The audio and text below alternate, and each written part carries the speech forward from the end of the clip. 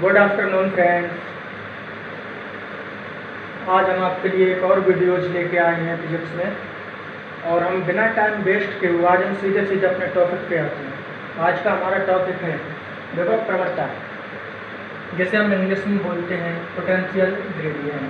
हमें यह समझना है कि विभव प्रवणता कैसे कहते हैं, ये कैसी राशि है, इसकी डायरेक्शन क्या होती है, इन चीज़ों को हमें समझना आवश्यक है। इसका मतलब क्या होता है, इसकी डायमेंशन भी क्या होती है। तो आइए हम समझते हैं कि विभव प्रवणता कैसे करते हैं। तो विभव प्रवणता का मतलब है, अगर हम सिंपल भाषा में बोलें तो विभव में परिवर्तन तथा उनके बीच की दूरी का जो अनुपात होता है वो कहलाता है विभव प्रवणता। अब यहाँ लिखा हुआ कि विभव क्या लिखा है, विभव प्रवणता या पोटेंशियल ग्रेडियंट वैद्युत क्षेत्र में दूरी के साथ विभव में होने वाले परिवर्तन की दर को विभव प्रवणता कहते हैं। कहने का मतलब है कि आपने फार्मूला पढ़ा होगा पीछे, बिंदु आवेश के कारण वैद्युत विभव। तो वैद्युत विभव का जो हमारा फार्मूला आया था वो V=1/4 πε0K × Q/R। इसे यहाँ हम ये भी लिख सकते हैं कि V=1/R, ये लिख सकते हैं। अब जैसे जैसे हम दूरी को परिवर्तित करेंगे, इस फार्मूले से अगर हम ध्यान से देखें, जैसे जैसे हम दूरी का मान बढ़ाते चले जाएंगे वैसे वैसे विभव का मान कम होता चला जाएगा। जैसे जैसे हम दूरी का मान कम करते चले जाएंगे वैसे वैसे विभव का मान बढ़ता हुआ चला जाएगा। इसका मतलब है कि दूरी के साथ, अर्थात जब हम दूरी में परिवर्तन कर रहे हैं तभी हमें विभव में परिवर्तन प्राप्त हो रहा है। तो ये लिखा है कि वैद्युत क्षेत्र में दूरी के साथ विभव में होने वाले परिवर्तन की दर को विभव प्रवणता कहते हैं, क्योंकि दूरी में हम परिवर्तन करेंगे तभी हमें विभव में परिवर्तन प्राप्त होगा। ठीक है, अतः विभव प्रवणता और विभव प्रवणता का जो सूत्र होता है वो क्या होता है, इसकी जो डेफिनेशन है कि विभव में परिवर्तन बटे दूरी। अगर सिंपल, बिल्कुल नॉर्मल सिंपल सी परिभाषा अगर हम बताएं तो यहाँ से हम परिभाषा बना सकते हैं कि विभव में परिवर्तन तथा उनके बीच की दूरी, मतलब जो दो बिंदुओं के बीच जो हम दो बिंदु लेंगे विद्युत क्षेत्र में, उन बिंदुओं पर जो विभव हम मानेंगे उसका परिवर्तन निकालेंगे। तो क्या होगा, विभव में परिवर्तन बटे दूरी। अब विभव में परिवर्तन कितना मान लिया, dV मान लिया, और दूरी कितनी मान ली, dx मान लिया, और माइनस लगा दिया। ये माइनस कहाँ से आ गया, यहाँ पर हो सकता है आप लोग कंफ्यूज हैं। तो जैसे मान लीजिए हमने कोई विद्युत क्षेत्र में 2 पॉइंट A और B मान लिए। अब मान लो सपोज मान लो यहाँ पर हमने कोई आवेश Q मान लिया। ठीक है, अब यहाँ से यहाँ तक की दूरी कम है तो यहाँ पर विभव ज़्यादा होगा, यहाँ से यहाँ तक की दूरी ज़्यादा है तो यहाँ पर विभव कम होगा, तो V-D। अब इनका अंतर अगर हम निकालें तो अंतर क्या होगा, V - dV और इनके बीच की दूरी dx मान लें तो अपॉन dx, दो ये कैंसिल हो गया तो कितना आ गया, -dV/dx।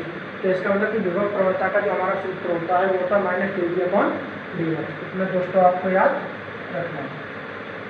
इसके बाद नेक्स्ट हम चलते हैं मात्रक। पूछा जाता है कि जो विभव प्रवणता का जो मात्रक होता है, मात्रक क्या होता है। तो देखिए सूत्र आपके सामने लिखा हुआ है dV/dx।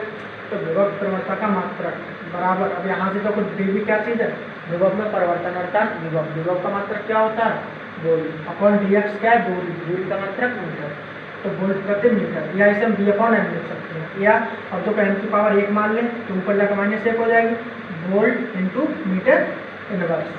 तो हमारे विभव प्रवणता का मात्रक क्या होगा, वोल्ट इंटू मीटर इनवर्स। और भी मात्रक होता है, वो बात हम बताएंगे आगे आएगा। इसके बाद विमा, अब विमा निकालेंगे तभी हम इसी फार्मूले से निकालेंगे। विमा निकालेंगे तो -dV/dx। अब dV क्या चीज़ है, विभवांतर है, दो बिंदुओं के बीच विभव का अंतर, विभवांतर। तो dV की अब विभवांतर का सूत्र क्या होता है, W/Q0, क्योंकि V बराबर W/Q0 होता है।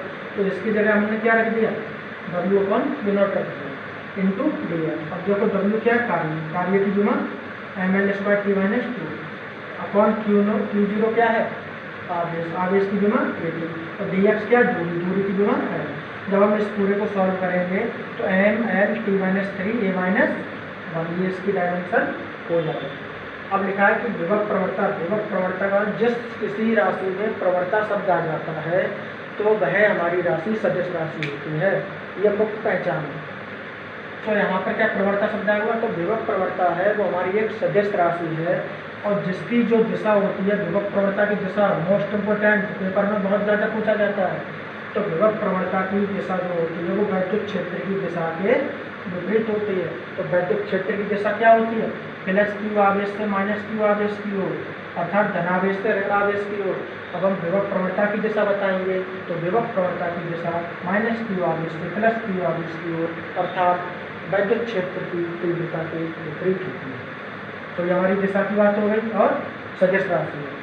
तो पूछा जाता है कि विभव प्रवणता कैसी राशि है, तो आप बताएंगे सदिश राशि।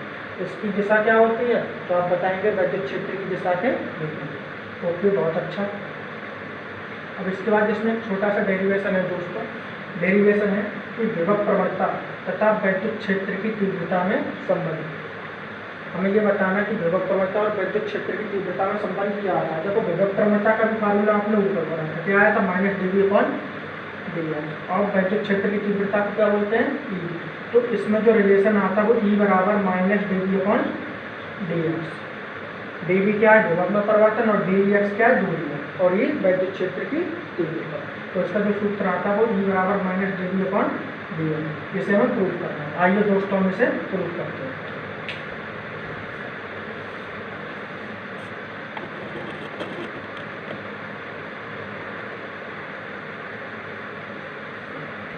अब देखिए दोस्तों, हम सबसे पहले क्या करेंगे कि E बराबर माइनस dV/dx जब हमें सिद्ध करना है तो हमें सबसे पहले एक चित्र बनाना पड़ेगा। तो हमने क्या माना है दोस्तों, चित्र को बस केवल ध्यान से समझना है, आपको बहुत आसानी से समझ में आएगा, मज़ा भी आएगा समझते हुए। तो ये क्या चीज़ है कि हमने कोई प्लस क्यू आवेश ले लिया है और ये आवेश हमारा कहाँ स्थित है, बिंदु O पर स्थित है। हम जानते हैं कि किसी आवेश के चारों ओर वैद्युत क्षेत्र होता है। तो इस तरह अगर मालूम इसका वैद्युत क्षेत्र बनाएंगे तो वैद्युत क्षेत्र कैसे बनेगा, इस तरीके से बनेगा, इस तरीके से बनेगा। तो हमने क्या किया है कि प्लस क्यू आवेश बिंदु O पर स्थित है, तो उस वैद्युत क्षेत्र में क्योंकि आवेश के चारों ओर वैद्युत क्षेत्र होगा, तो वैद्युत क्षेत्र में हमने दो बिंदु A और B ले लिए। कितनी दूरी पर, dx दूरी पर। इनके बीच में क्या निकालना है, विभवांतर निकालना कि विभव का अंतर कितना होगा। तो बिंदु A और B ले लिए, इनके बीच की दूरी dx है। अब बिंदु A पर विभव B मान लिया और B पर B माइनस dV मान लिया। अब आप कहोगे कि गुरु जी यहाँ पे B मान ले, यहाँ B माइनस dV मान ले। नहीं, ऐसा नहीं है, क्योंकि अभी हमने आपको बताया था कि जो B प्रोपोर्शनल होता है, जो B प्रोपोर्शनल होता है वो क्या होता है, 1/r होता है, ये बताया था अभी आपको। अब दूरी यदि कम है, आवेश से यदि उस पॉइंट की दूरी कम है तो वहाँ पर विभव क्या होगा, ज़्यादा होगा, और यदि आवेश से पॉइंट की दूरी ज़्यादा है तो वहाँ पर विभव कम होगा। तो ये जो पॉइंट है वो इस आवेश के पास में है, ये पॉइंट इस आवेश से दूर है, तो जो पॉइंट पास में स्थित होगा वहाँ पर विभवांतर ज़्यादा होता है, और जहाँ जो पॉइंट दूर स्थित होता है वहाँ पर विभवांतर कम होता है। तो A पर विभव हमने B मान लिया, तो यहाँ पर विभवांतर ज़्यादा होगा क्योंकि ये पॉइंट इसके पास में है। अब यहाँ पर विभवांतर क्या होगा, कम होगा। कितना कम होगा हमें पता नहीं है, हमने क्या मान लिया, B माइनस dV। इससे कुछ कम होगा तो माइनस dV लगा दें, तो B माइनस dV। अब इस प्लस क्यू आवेश के कारण, इन दोनों बिंदुओं के कारण जो वैद्युत क्षेत्र की तीव्रता की दिशा होगी वो क्या होगी, तो इस प्लस क्यू आवेश के कारण जो वैद्युत क्षेत्र की तीव्रता की दिशा होगी वो इन दोनों बिंदुओं से बाहर की ओर होगी। हमने दोस्तों आपको कई बार बताया था कि अगर कोई प्लस क्यू आवेश है, उस प्लस क्यू आवेश से किसी बिंदु पर एक बिंदु P है, तो इस बिंदु P पर यदि हम वैद्युत क्षेत्र की दिशा दिखाएंगे तो बिंदु P में हमेशा बाहर की ओर होती है। ये तो मैंने आपको कई बार बताया, ये तो आपको रट जाना चाहिए था। ओके, तो क्या हुआ, इन दोनों बिंदुओं के कारण प्लस क्यू आवेश की जो दिशा होगी, प्लस क्यू आवेश के कारण A और B पर जो वैद्युत क्षेत्र की दिशा होगी दोस्तों, वो दोनों बिंदुओं से बाहर की ओर होगी। तो उम्मीद है ये चित्र आपको बहुत अच्छे से समझ में आ जाएगा। अब हमने इससे ही थ्योरी लिखी है, इस चित्र से क्या लिखा, माना एक आवेश प्लस क्यू दिखाई दे रहा है, वहीं वहाँ प्लस क्यू है, कहाँ स्थित है, बिंदुओं पर रखा हुआ है, बिल्कुल रखा हुआ है बिंदुओं पर। आवेश क्यू के कारण वैद्युत क्षेत्र की दिशा बाहर की ओर है। देखो आवेश क्यू है, इस आवेश क्यू के कारण बिंदु A और B पर वैद्युत क्षेत्र की दिशा क्या, बाहर की ओर है, बिल्कुल सही बात है, बाहर की ओर है। माना बिंदु A व B के बीच की दूरी कितनी है, बिंदु A और B के बीच की दूरी dx है, दिखाई दे रहा है जो चित्र में dx है।